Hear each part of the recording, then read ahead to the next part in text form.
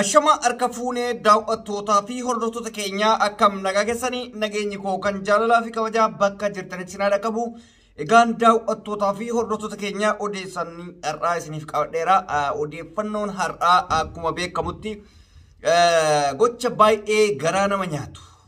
Akka malee kana jedhee isiniif ibsuu hin dandeenye tokkotu miidiyaa hawaasaa kanarra deema. Innis maalinni waraana mootummaa kan ture namni maqaansaa ajajaa dhibbaa koloneel Geetaachoo Morodaa kan jedhamu dhiheenyatti TV yookaan Faanaa Broadcasting Corporation irratti waa'ee wayyaanee irratti muudannoo isa muudate dubbachaa ture ilma isaa daa'ima isaa wajjini dhiheenyumatti adda waraanatti erga deeme ammas ajjeefamee maatii isaa guutuun waa'ee isaa miidiyaa hawaasaa kanarratti haasaa jiranii gochichi baay'ee gara nama nyaata. Akkasuma wanni hubachuu qabnu kaleessas dheengaddas yeroo hunda dubbachaa turre warri lola kana keessatti miidhamu qaama mootummaa osoo hin taane ilma hiyyeessaa maatii hiyyeessaa lubbuun ba'us lubbuu hiyyeessaa lubbuu maatii hiyyeessaa akka ta'e isiniif himee ture.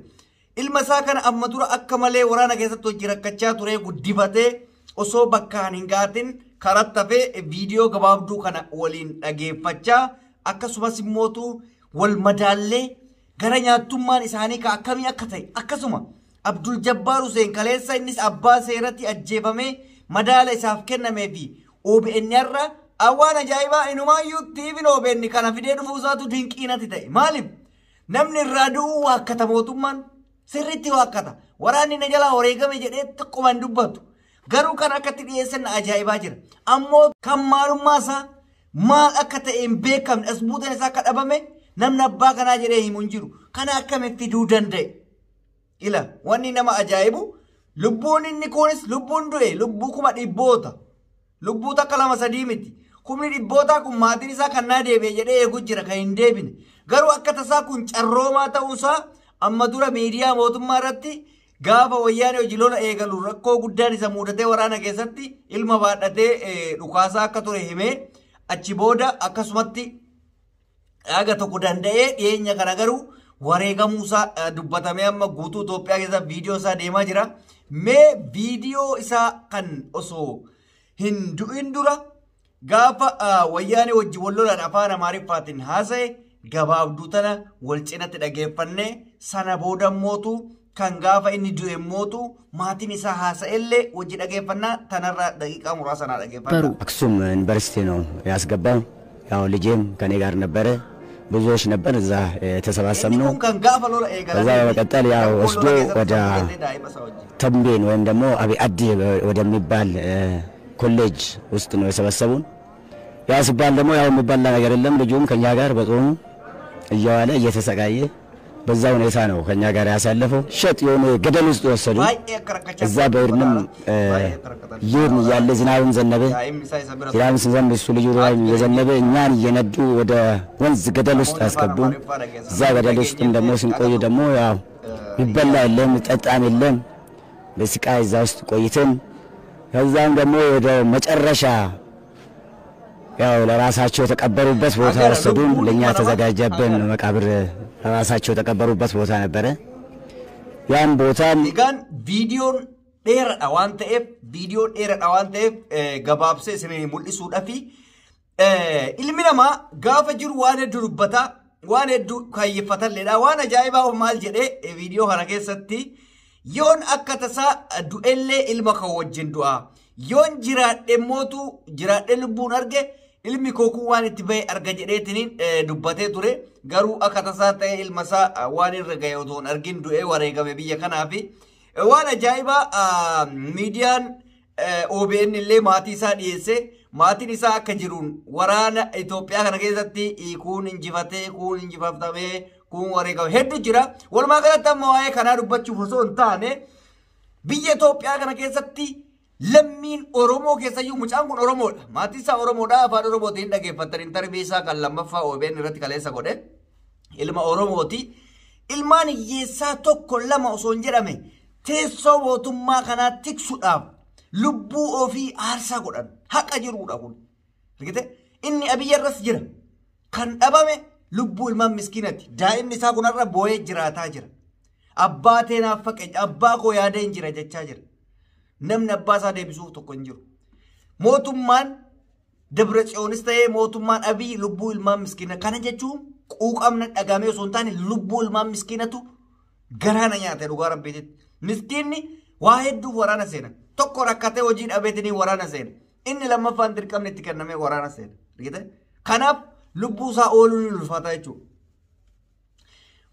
Kanarratti madaala mootummaa maaliin argee Geetaachoon abbaa seerati yookaan loltuu biyyaati.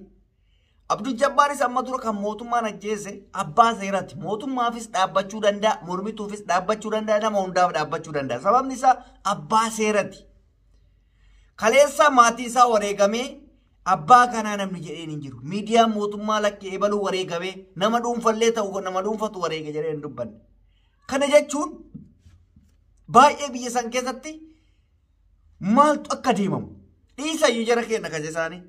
Maatiin miskiinaa meeqatu waan biraa dhiisi ilma kee yoo gaafatte rakkoo ilaalcha bira qabda sinyanii ilmi kiyyan lubbuun jira moo jiru naa barbaadaati jettuun ilaalcha bira qabda amma naannoo keenya nama gaafate jira ilmoon keenya turee jira yoo du'e nutti himaa yoo lubbuun jiraatillee akkasi jennaan ilaalcha bira qabdaa jedhanii ni doorsisan.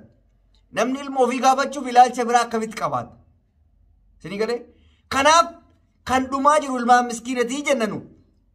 Lolli kanaaf hin barbaachifne jenna. Mootummaan immoo humnaan teessoo qabachuu barbaada. Haala kun laalan amma mootu lolli dhaabbatee jira. Yaa TPLFis gama Maqaleetti deebitee waan isin ajaa'ibsiisu TPLF biyya ofii ijaarrataa jirti.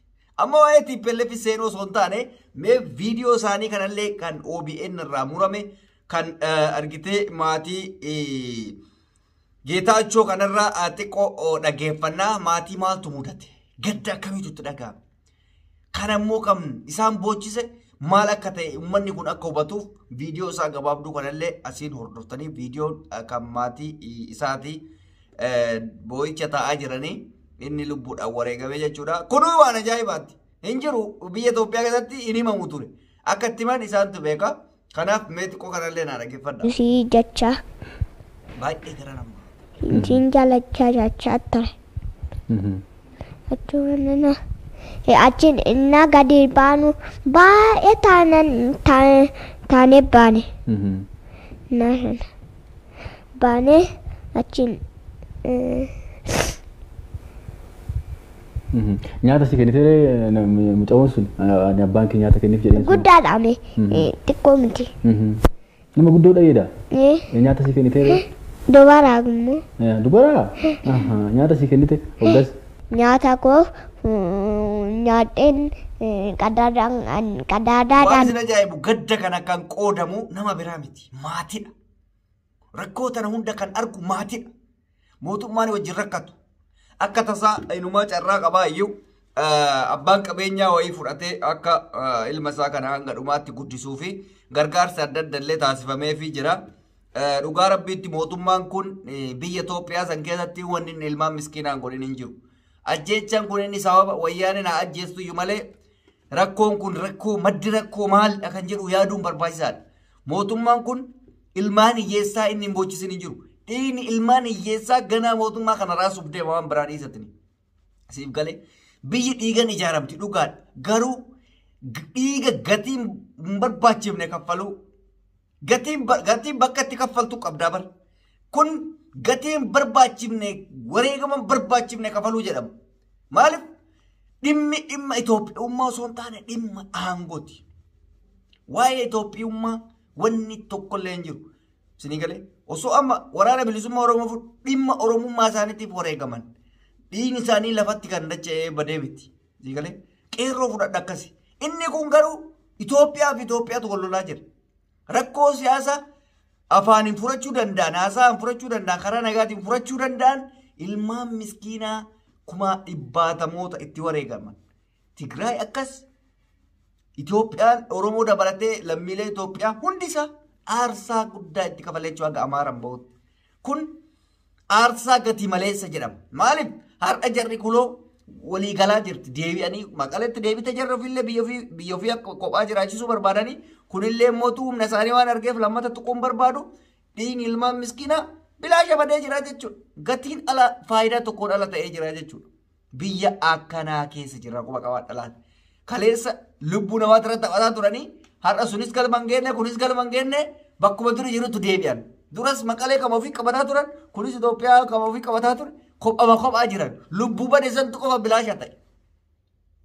Sinii galee kana jechuudha waan baay'ee nama gaddisiisatti rabbi maatii isaaniitiif jajjabina haa kennu akkasuma maatii warri ijoollee keessan ergitanii isiniif hin deebi'in rabbi jajjabina isiniif haa kennu hin jiran jettaniin eeggatana haqa isinii himaa yoo akka tasaa bakka itti booji'aman san jiraatan nasiiba rabbiiti isa waggaa dheeraa booda malee jaan arguun ulfaata arguu dhabuunis hin jira waan ta'eef abdii nama murachiisa kanuma isiniif dhaama daawwattoota hordoftoota keenya baay'ee nama gaddisiisa gadda kana maatii keessanitti hin galin isiniin jedha nagaan naaf tura isin jaladha isin kabajaa Arreedii Adam Tube namoonni chaanaalii kiyya faarii taatan subscribe gochuun maatii kiyyatti dabalama nagaatti.